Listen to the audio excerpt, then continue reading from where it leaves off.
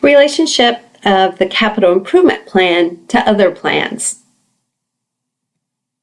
In this presentation, I'm going to start by reviewing what a capital improvement plan entails and then discuss how it needs to be integrated with other plans, especially the comprehensive plan and strategic plan, as well as other relevant plans. As we've discussed before, the capital improvement plan is often referred to as the CIP. It's a multi-year plan, typically covering 5 to 6 years, or in some cases longer, and it identifies individual projects that the government plans to undertake. It shows the timing, what year the project will occur, its estimated cost, and proposed funding. For example, here is a picture of a capital improvement plan for a city in Oregon, and you can see in this case it covers a 10-year outlook, 2019, fiscal 2019 to 28. And then recall that the first year, or in some cases with states that do biannual budgets, the first 2 years typically become the capital budget, and that's what needs to be funded and have more precise estimates of cost. Well, one of the things that the capital improvement plan needs to be closely integrated with is a jurisdiction's comprehensive plan. Comprehensive plans involve a lot of planning process, working with the public as well as other specific stakeholders to develop a vision for a community. It often includes goals and objectives relating to how the land will be used, housing development, what kind of industries the jurisdiction plans to attract, what are some of the transportation strategies and issues, as well as others, including environmental issues, recreation issues, and culture issues. Let's take a look at a comprehensive plan. This is for the city of Champaign, Illinois. So if you go to the plan, you see it takes you to the Planning and Development Department, and it lists the comprehensive plan. And then if you click on that, you get the following document. And you can see this document was prepared in 2011. And if we scroll down, we'll see pictures of Champaign, and then we'll also see a message from a city leader, and in essence saying that this is our vision for the next 20 years. So that is actually a picture of the mayor at the time. And then it describes the functions of a comprehensive plan. And the main one that we discussed is to establish a community vision. What are the values and what are the guiding principles in terms of how the city wants to develop over time. And it also helps the city anticipate the future needs of the community, and that'll relate to the infrastructure needs. And then it presents a strategy for growing in a reasonable and sustainable manner, which again will involve infrastructure issues. I want to show you just a couple of things. They go through the history of the city's planning process, but then they also identify other planning documents that are relevant. And clearly some of these relate directly to infrastructure, such as a transportation plan or a landfill reuse plan, or various road interchange plans, downtown plans, lots of different kinds of plans that will have infrastructure impacts. And then a lot of the planning process focuses on where are the centers of the community. In this plan, they talk about regional, community, and neighborhood centers, and then identify those on a map of the city. And if you scroll down, you can also see that they show major park areas in green, and the connections, the transportation connections in light tan. So it's important when you're developing a capital improvement plan to consult with the comprehensive plan and see what kinds of infrastructure issues are needed to support that plan.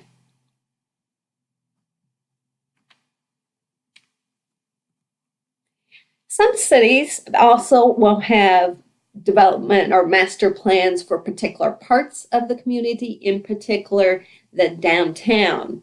I'd like to look at a downtown master plan for the city of Aurora, Illinois. And let me see if I can remember which one of these this is. There it is. Aurora is a city located south of Chicago, and here is the cover page of their downtown Aurora plan. And they show various pictures, and again, they develop a vision for the downtown that has major implications in terms of infrastructure. First, let's look at their vision statement. This is what they want the downtown to be. An experience to remember, growing and diverse businesses, a place for creatives, safe and easy to navigate, a vibrant Fox River, an engaged community. And then they talk about how they want to achieve that. And I should say they had significant community involvement in developing that. And so then again, they develop maps showing geographically where they want key things to be placed. And let me just scroll down. One thing I wanted to show you is 1921. Here, this shows the prominent approaches to downtown Aurora. And so that will be key aspects that they will need to make sure the sufficient infrastructure is there. They also have aspects related to water and stormwater. Let me see if I can do a search here on stormwater. So they talk about stormwater planning and green infrastructure projects. And green infrastructure projects are important in areas where you need to ensure proper drainage, such as in this case, they have a river that runs through the city. And so there will be various issues associated with stormwater runoff and flooding issues that are important. And as I search through here, you can see that stormwater comes up as an important issue in the city of Aurora. Okay, let's go back to the PowerPoints. Capital improvement plans also need to be closely related to strategic plans. And these typically are a little shorter term horizon, and they focus on what is the mission for the city, what are its goals and objectives in terms of services and programs, and what kind of strategies are they going to use to achieve that. I want to start by looking at the city of Phoenix in terms of what they call their community investment plan. And indeed, one part of that investment plan specifically focuses on growth, infrastructure, and land use. And so then they go through and talk about various kinds of infrastructure needs based on where they anticipate the population growth. They talk about the importance of regional cooperation. And then they specifically get into various kinds of infrastructure, including the street grid, various land use, and other issues. So again, not only looking at the long-term comprehensive plan, but also the strategic plan for the community. And then I think I've got another one here I want to show you. I think I'll skip that one. Okay, so it also is important to consider other types of capital plans, things such as building facility plans, stormwater plans, information technology plan, and many others. So let's take a look at some of those.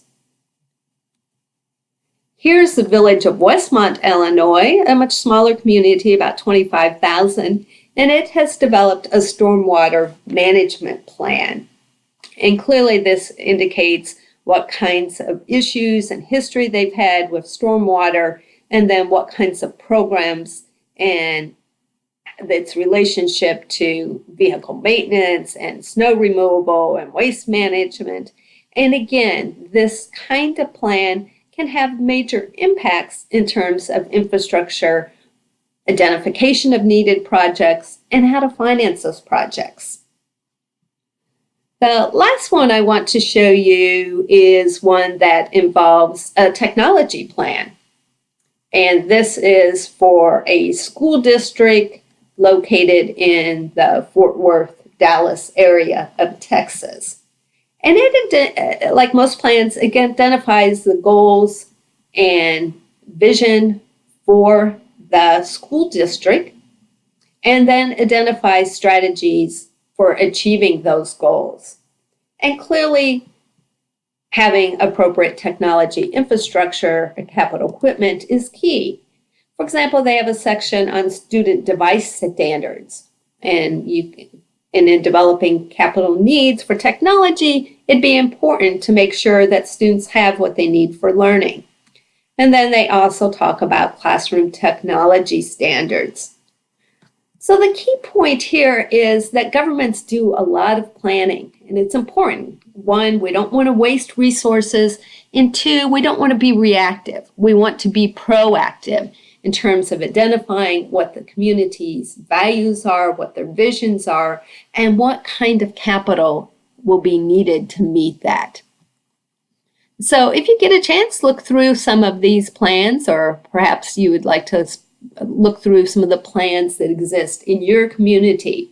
And remember that when we put together a capital plan, it's important to draw from the master plan, or sometimes called a comprehensive plan, the city's strategic plan, and then any other associated plans, such as transportation, downtown, stormwater plans, technology plans, many different types. And that will drive the capital plan, the multi-year identification of capital projects and funding sources, and that will drive the capital budget, the first year of that plan that will actually be implemented in the budget for the next year.